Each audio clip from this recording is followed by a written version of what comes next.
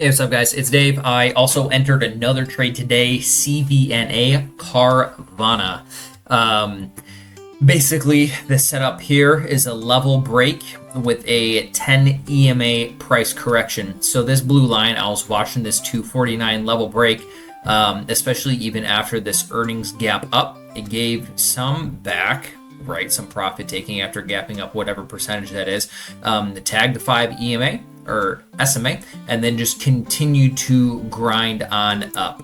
And so, after it broke that level, it pulled back to the 10 EMA. It is over anchor VWAP from the earnings gap up. And it also pulled back to that anchor VWAP as well. So that's what I was kind of looking at. I entered today. Let's go intraday specifics. I entered around 10:45 at 250 or 245.53. Stop loss below the low of the day at 241. I don't want this to give back. If it does, I am treating today as a higher low. Maybe looking at these levels on the 5-minute chart, or even if you want to go to the 30-minute chart, maybe this is a lower high. It's a pretty nice engulfing candle here. So this could be a potential lower high at 242.77 versus this, a higher low at 242.77. Geez, long day. Versus this low at 238.69. I like that's engulfing, but this is all in hindsight. That was not there. What I liked about the entry of the trade so far this morning, when I saw what I was able to see, I did map out. I wanted to see price hit this 246, 247 level. I will see it was rejected here prior to. It tried to hold it here and failed.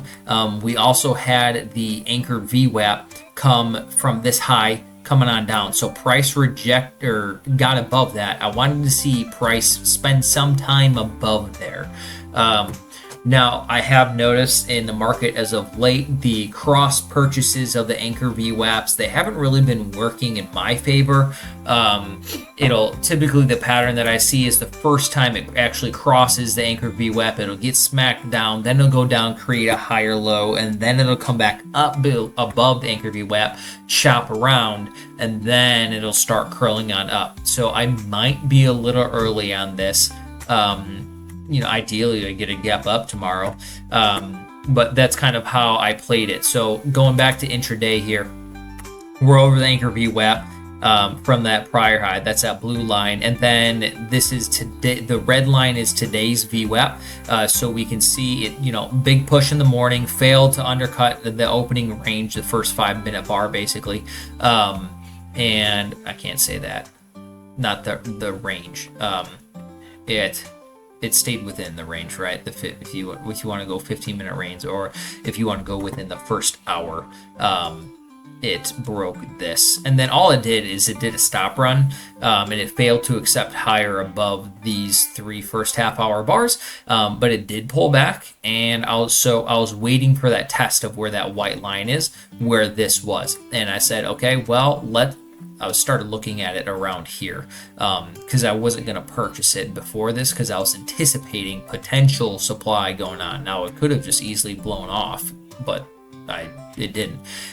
So I said, let it test that level, let it pull back, create a higher low within the day, test the VWAP, and then I'll enter. And that's exactly what I did as time allowed in my work day. I liked the holding of the VWAP. They retested it and moved on up. It just unfortunately just sold off for the rest of the day. I obviously could have had a better entry, but this is a swing trader that can really only trade during the day as best as I can, as I'm working with. I have free time or breaks in the day in between patients, or however that's working.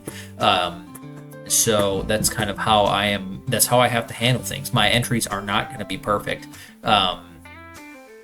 Ideally, they are. I try to be, but in hindsight, you never know. This could have been a good entry and it could have ripped on up, but I could have had a better entry, maybe at that little double-ish potential double bottom at 242.80 or so, something like that. So I am looking for this, certainly today's low to certainly hold, but maybe I can move my stop up to 242 depending on the day. Also, this is that white line is a 10 EMA there.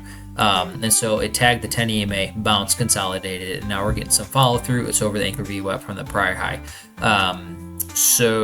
And this green line is also the anchor VWAP from the earnings. Like I was saying, it's back above this, chopped around it, back above it. Now all the buyers from the average participant from earnings is now in the green. So the pressure is on those that are trying to short. And going back to it, the short float is 12%.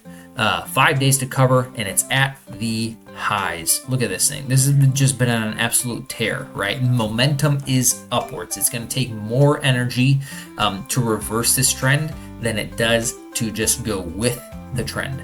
And so I am a trend trader. I like to go with the trends. And it just makes life easy. Look, this thing has been freaking wild. I hope somebody got this back down in here in like January, February 2023. Good for y'all if you did. Pat yourself on the back. All right, anyways, that's my CVNA entry process. Will be, I'll be looking for it to break above this 255 and maybe even this 259. That'd be pretty solid. But we got to go level by level first.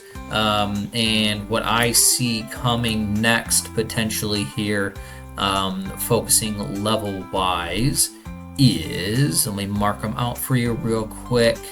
I can see, so this level is what I was,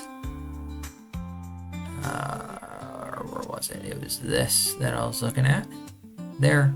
I would like this level to eventually hold where that peak is there, so you can kind of see like a reverse head and shoulders.